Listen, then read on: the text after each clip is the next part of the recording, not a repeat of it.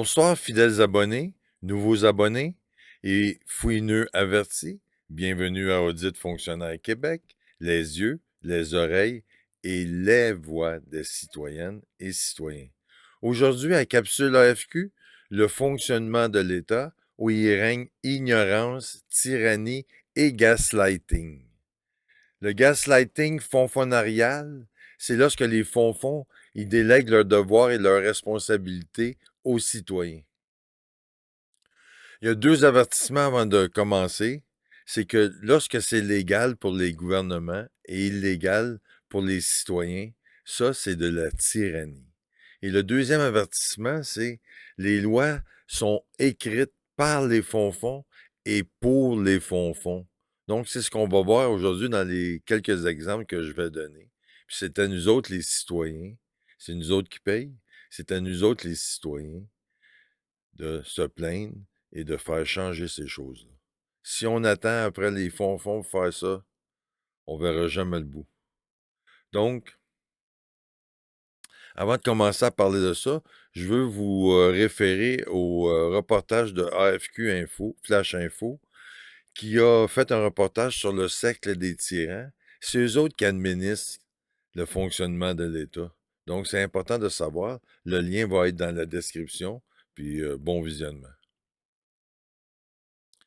Le manque de transparence et d'imputabilité qu'on voit dans les services gouvernementaux, c'est l'huile qui lubrifie les engrenages de la corruption.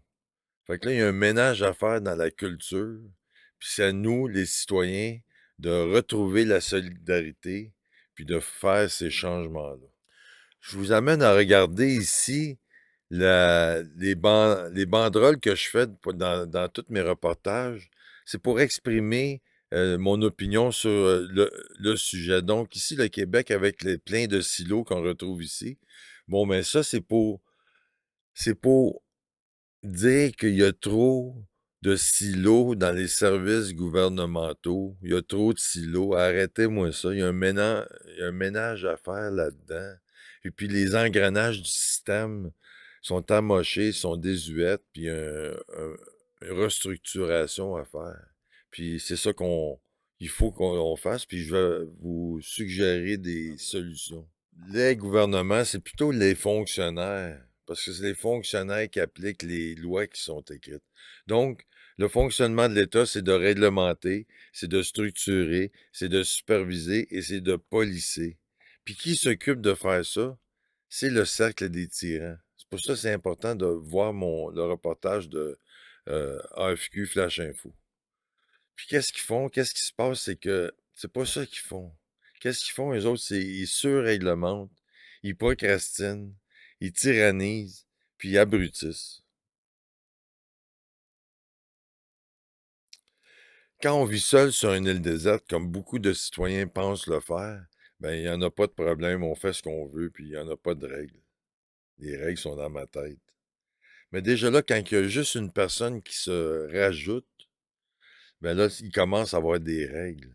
Fait que quand on vit en société, tout ça, il y a des règles, puis il y a des choses qu'on doit faire pour avoir des droits et libertés. Mais avant d'avoir des droits et libertés, on a des devoirs avec des obligations. Puis les devoirs et obligations, s'il n'y en a pas, il n'y en a pas de droits et libertés. Parce qu'il faut savoir qu'est-ce qu'on a, nos devoirs et nos obligations à faire pour respecter les autres. Fait que, avant d'être fond ou avant d'être ingénieur ou avant d'être à travailler dans le privé, on est citoyen. Puis en tant que citoyen, ce que je devrais faire, c'est les devoirs. Puis ce que je dois faire, c'est les obligations. Puis on a les deux à faire si on va avoir égalité pour tous. Donc, on critique le gouvernement, tout ça, parce que c'est eux autres qui nous servent, puis ils nous servent mal. Fait que là, on va regarder qu'est-ce qui se passe vraiment, puis que ça n'a pas d'allure, puis qu'il y a des changements qu'il faut qu'ils soient faits. Puis ces changements-là, c'est ceux qu'on paye pour le faire. C'est pas juste qu'on paye pour qu'ils aient une belle retraite, puis un beau salaire, puis non, non, c'est pas ça. Les civilisations, ils ont toujours eu, et ces habitants, ils ont toujours eu Deux maillons faibles importants, c'est l'inconnu et l'insécurité. Puis quand ça a commencé à se former, les premiers qui ont pris le contrôle, puis ils sont servis de ça pour contrôler les gens, c'est les religions. Puis quand les religions ils ont été trop longtemps là, puis ont commencé à être trop tyrans, ben les gens ont changé pour les monarchies. Mais la monarchie ont gardé des religions parce que ça rend les gens obéissants et dociles. Après ça, les gens, il y avait trop de tyrannie, les gens, ils sont révoltés, ils ont coupé des têtes, puis là, on a introduit la démocratie. Mais la démocratie, c'est pas d'élire des députés, puis non, non, la démocratie, c'est le fonfonariat. C'est le fonfonariat qui mène la barque, le cercle des tyrans. Le terme fonfonariat, ça a été paru dans le cercle des tyrans au AFQ Flash Info. Puis c'était la première fois que ça a été employé. Donc, c'est un mot, c'est certifié AFQ. Hein? C'est l'AFQ qui a commencé à vulgariser ce mot-là. Donc, le fonfonariat, les religions, les monarchies, eux aussi ont des maillons faibles. Puis les maillons faibles, c'est la longévité, puis la tyrannie qui s'installe. Et puis, le pouvoir, ça corrompt. Puis le problème du fonctionnariat aussi, des religions, puis de la monarchie, ils ont le même problème, c'est des systèmes de société paternalistes. Faut tout le temps, les citoyens, faut tout le temps qu'ils demandent la permission. Puis ce que ça fait, c'est que ça fait des fonds qui deviennent tyrans, deviennent dictateurs, ils deviennent potentats, nommez-les toutes les synonymes. Fait que c'est ce qui se passe présentement. Tous, tous les services gouvernementaux, ils violent la Charte des droits et libertés. La plupart les mêmes failles. Donc, les fonds, ils ont la sécurité d'emploi, les avantages sociaux, ils ont des régimes de retraite. C'est rédigé, négocié et signé par et pour les fonds. Qu'en est-il des citoyens? Ça veut dire que est-ce qu'il y a égalité pour tous? Non. Les fonds, ils ont fait deux classes de citoyens. Ceux qui ont une sécurité d'emploi, ceux qui ont une sécurité d'emploi, ceux qui ont un bon salaire, ceux qui ont des bons avantages sociaux, ceux qui ont une bonne retraite, puis les autres qui s'arrangent. Fait que déjà là, selon l'AFQ, il y a violation de la Charte des droits et libertés. Puis quand ils disent qu'ils vont négocier, puis c'est des affaires qui sont privées, ben c'est faux. C'est public, c'est nous autres qui payent. On a le droit de voir comment ça se passe dans les négociations. Violation de la Charte des droits et libertés. Deuxième exemple, les fonds se défendent avec les avocats de l'État, même s'ils mentent. Puis les citoyens, eux autres, il faut qu'ils fouillent dans leur poche pour se défendre de ça. Hein? Égalité pour tous? Non, non, non. Violation de la Charte des droits et libertés. Les citoyens sont sujets aux contraventions, aux amendes puis aux emprisonnements si ils suivent pas les lois. Les fonds? Non. Égalité pour tous? Violation de la Charte des droits et libertés. Quand les fonds vont avoir des contraventions, hein, des amendes, puis de l'emprisonnement, leur portefeuille vont leur apprendre c'est quoi les lois, puis qu'ils sont pas au-dessus des lois. Lorsque les citoyens commettent des crimes, c'est la police qui enquête. Mais quand c'est des polices qui commettent des crimes, c'est la déontologie policière qui enquête. Puis j'ai pas encore fait la production de mon audit, mais eux autres ici, ils connaissent pas les lois, puis ils violent la Charte des droits et libertés. Fait que égalité pour tous, non, non, non, faut que ça change, ça. C'est violation de la Charte des droits et libertés. Mais tous ceux qui sont supposés nous protéger contre la police, ils connaissent pas les lois. Les fonds ont le droit d'avoir des caméras dans les endroits publics pour leur sécurité. Mais les citoyens, eux autres, ils n'ont pas le droit, même si on les paye pour protéger nos droits. Fait qu'à un moment donné, égalité pour tous? Non, non. Violation de la Charte des droits et libertés. Les citoyens devraient avoir le choix de choisir de quelle façon ils veulent et ils peuvent communiquer avec les fonds. Mais les fonds, eux autres, ils donnent juste le courriel, puis des boîtes vocales interminables pour avoir la paix. Égalité pour tous. Non, non, non. Violation de la Charte des droits et libertés. Si j'ai pas de bras puis je suis aveugle, je peux pas en écrire de email. Fait que j'ai besoin de quelqu'un qui m'assiste. Puis c'est pas ma tante, c'est pas mon frère, c'est pas ma mère. C'est les fonds que l'on paye pour nous servir. La parole des citoyens ne vaut rien sans enregistrement. C'est pour ça qu'il faut toujours enregistrer nos rencontres avec les fonds. Puis les couleuvres des fonds, eux autres, ils n'ont pas besoin d'enregistrement pour se rendre jusqu'au juge. Ça veut dire que pour vous défendre contre l'égalité pour tous, là, ça prend des enregistrements. Violation de la Charte des droits et libertés encore. Les fonds ont le droit d'avoir vos données publiques avec un clic. Nous autres, les tatas, il faut qu'on saute dans des cerceaux pour avoir des dossiers qui nous appartiennent, puis pour avoir le dossier public des fonds. Égalité pour tous. Violation de la Charte des droits et libertés. Et ça continue. Ça continue. Et ça continue tellement que on n'a pas le temps aujourd'hui de tout passer. Mais c'est incroyable comment est-ce que il y a des violations, puis c'est pas que c'est parce que les fonds, ils se pensent au-dessus des lois, puis ils font leur propre loi.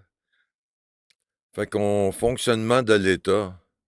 Système désuet, inégal et tyrannique. Puis tyrannique, c'est pas juste de trancher des têtes puis de torturer le monde.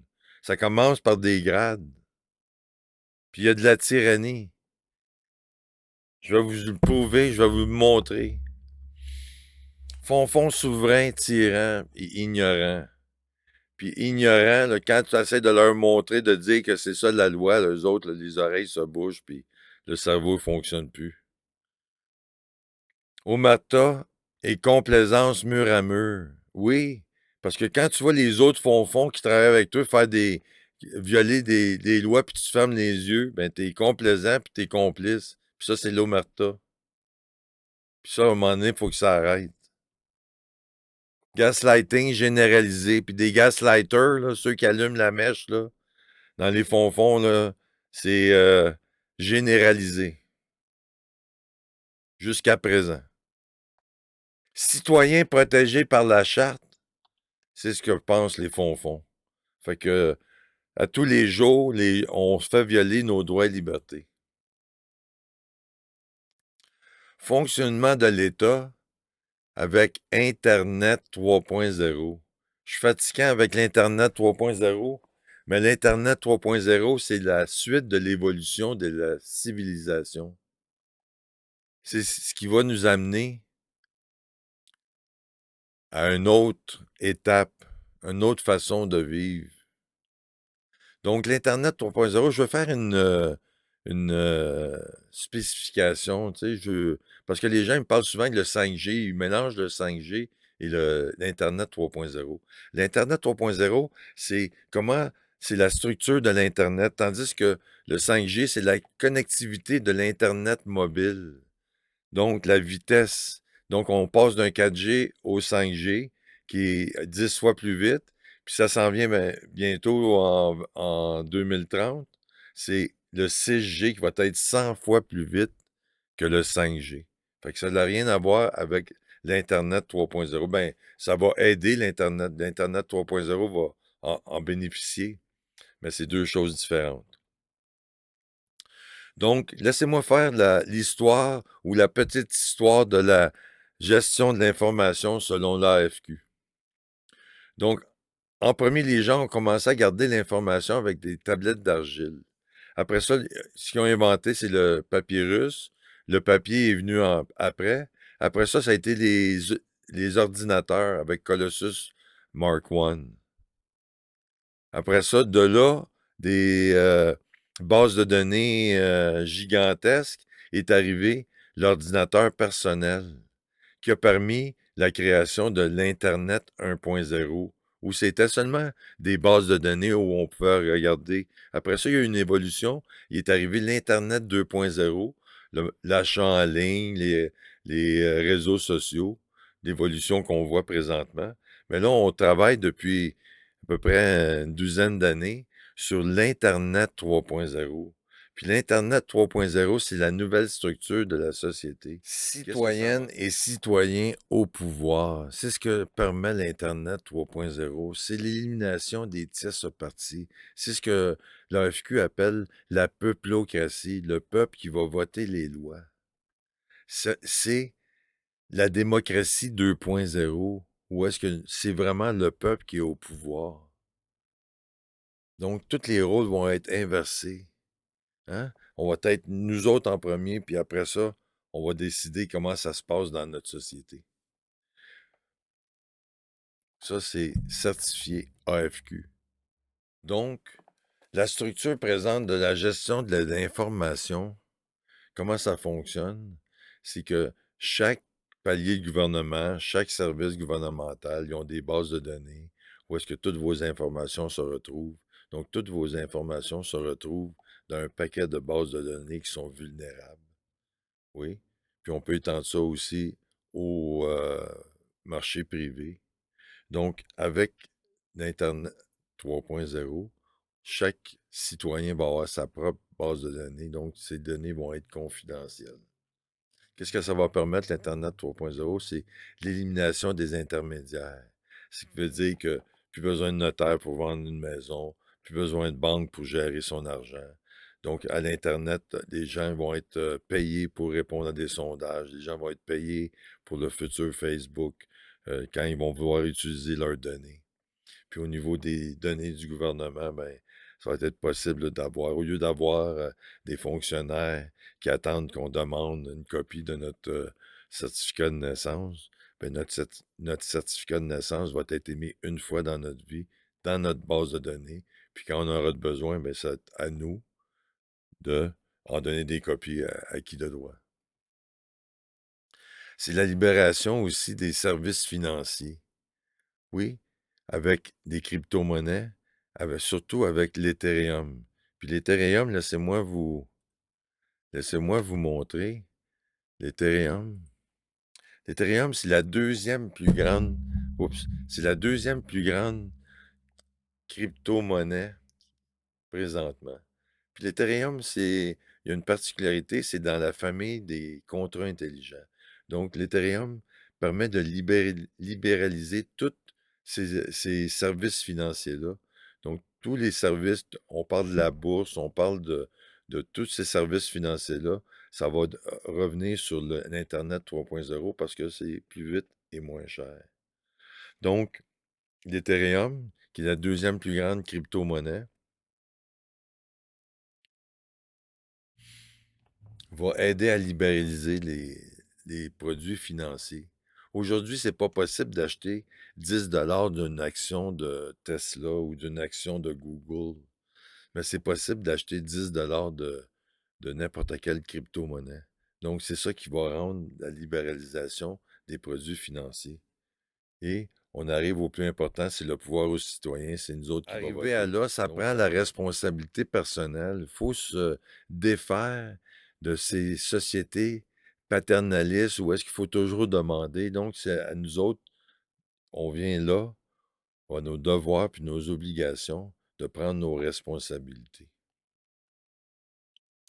Des bases de données distribuées et cryptées, c'est ce que je vous ai dit, c'est au lieu d'avoir une base de données centralisée, bien, ça va être des bases de données distribuées, donc plus sécuritaires, qui va permettre les bases de données personnelles. Donc, tout le monde a sa base de données personnelle. On a fini de courir. On a juste à aller, on cherche notre information qu'on a de besoin. Ça permet la transparence, parce que tout ce qui est des transactions financières, tout ça, c'est dans un grand journal qui est disponible sur le web. Puis l'identité numérique, ça veut dire que ça nous permet d'avoir un anonymat quand on demande des services au niveau des services gouvernementaux. Donc, c'est le futur. C'est vers ça qu'il faut se diriger. Il y a aussi, ça va donner de l'argent numérique. Donc, on n'a plus besoin d'argent dans nos poches. Tout va être numérique. Hein? Notre vie va être numérique. Nos documents, la confidentialité numérique, comme je disais tantôt. Hein? Le contrôle, l'accès de mes données. Ça veut dire que quand un fonds veut rentrer dans mon dossier de santé, il faut qu'il me demande la permission. Je veux savoir qu'est-ce qu'il a fait, qu'est-ce qu'il a rajouté, qu'est-ce qu'il a mis, On va pouvoir contrôler nos données. Puis l'accès aux documents publics en un clic. Je vois un fond, j'ai son nom, son numéro d'employé, je clique, j'ai son dossier disciplinaire, je peux mettre mon évaluation, donc ça va être disponible à tout le monde. Puis à la force, à la moyenne, ben, on va pouvoir être capable de savoir à qui qu'on a affaire. Comme eux autres, quand ils payent sur un clic, ils savent à qui qu'on a affaire, toutes nos données publiques. Donc, égalité pour tous, non. Il faut que ça soit comme ça, certifié AFQ. De cette façon-là, avec Internet 3.0, on arrive à égalité pour tous. Donc, la technologie blockchain qui permet les crypto-monnaies, qu'est-ce que ça fait? C'est que ça fait que on s'en va sur une société qui est plus égalitaire, qui est plus juste, puis qui va avoir moins d'abus, moins de tyrannie. Il y a toujours de l'hommerie où il y a de l'homme, mais avec l'expérience, avec l'éducation, en sachant nos droits et libertés, et nos devoirs et nos obligations, mais on va arriver dans une société beaucoup plus juste. Je m'adresse maintenant aux fonds qui n'ont pas la fibre du lanceur d'alerte ou qui n'ont pas une situation financière pour exposer les abus et la tyrannie. Communiquez avec l'AFQ et notre bureau d'enquête s'occupera d'étudier votre dossier et de regarder les possibilités d'exposer ces abus et cette tyrannie. Restez anonyme en vous inscrivant à un courriel Proton ME. De cette façon, vous allez pouvoir garder l'anonymat et nous pourrons faire enquête. Merci de votre compréhension et de vos actions, car nous devons tous travailler ensemble pour cesser ce système tyrannique. Maintenant, le segment le plus important, le support citoyen. Parce que seul, je ne pourrais rien changer. Mais avec la solidarité, on va pouvoir changer parce qu'on a la technologie maintenant pour le faire. Donc, je vous invite à regarder le segment Support citoyen. Support citoyen, support citoyen, support citoyen. Les supports citoyens et la solidarité sont les clés majeures pour mettre fin aux abus tyranniques des fonds. Monsieur citoyen seul ne peut y arriver. Des audits citoyens pour exposer les violations de nos droits et libertés, les abus et la corruption, avec des solutions Internet 3.0, sont des outils essentiels pour initier ces changements à ces structures désuètes et tyranniques. Nous savons tous que le système est corrompu, qu'il existe un ministère avec deux systèmes de justice, que les citoyens ont peur des représailles si l'on se plaint. Si ce que je vous expose ne vous outre pas, lorsque le cercle des tyrans vous aspirera, il sera trop tard pour l'être. Le moment est venu de mettre fin à cette culture toxique et corrompue que nous avons tolérée trop longtemps. Car nous avons maintenant des technologies qui permettent d'optimiser notre futur pour tous les terriennes et les terriens de ce monde. C'est maintenant le temps de guérir du syndrome de l'autruche et de se faire pousser les couilles de la solidarité. Car que vous le vouliez ou non, vous vivez en société et non pas sur une île de licorne imaginaire. Deuxièmement, si vous croyez que nos droits et libertés sont malmenés et atrophiés, votre première action à prendre, c'est de visionner nos clips, ce qui est déjà fait. Bravo et sincèrement merci. Maintenant, il ne vous reste qu'à vous abonner à notre chaîne YouTube afin de devenir membre de la famille de l'AFQ, de commenter les vidéos, d'activer la cloche des notifications pour ne rien rater, de les partager avec votre réseau, car toutes ces actions sont importantes pour influencer l'algorithme de YouTube, pour que plus de gens les voient. plus il y aura d'abonnés, plus de citoyens connaissant de nos droits et libertés, plus vite se feront les changements. Troisièmement, la FQ a besoin de tous les supports possibles. Regardez attentivement mes clips et vous verrez tout ce que cela nécessite pour les produire. Citoyens, étudiants, professionnels, retraités et entreprises, joignez-vous à la famille de l'AFQ.